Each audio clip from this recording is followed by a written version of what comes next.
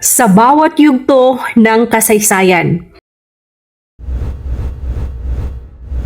Mananatiling pangunahing tungkulin ang pagprotekta sa dangal at buhay ng tao. Ito ang pangunahing isinusulong ng International Humanitarian Law. Ngunit sa isla ng Negros, Ex-Kasgo, Gipusil patay. Pagpatay ng NPA sa Purok Chairman sa Negros Occidental. paulit-ulit na ginagawang dahilan ng New People's Army ang pag-aakusa o spy tagging upang patayin ang mga inosenteng sibilyan.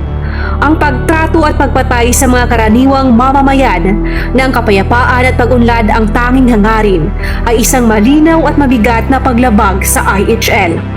Batay sa tala ng mga kinauukulan, mula pa noong taong 2025 hanggang sa kasalukuyan, hindi bababa sa 64 na individual ang naging biktima ng malupit na pag-atake ng NPA. Kabilang ang mga inosenteng sibilyan, magsasaka, matatanda at pati na rin ang mga opisyal ng barangay. At mas nakababahala dahil mismong NPA ang umamin sa krimen na ito na lalong nagbubunyag sa kanilang tunay na pagkatao bilang terorista.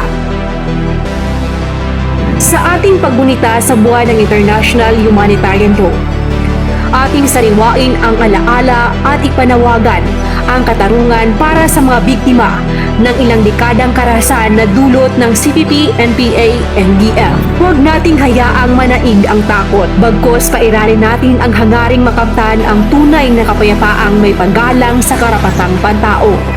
Sa bawat paglabag, may paninindigan.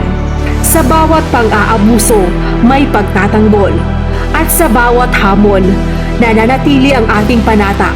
Igalang ang International Humanitarian Law.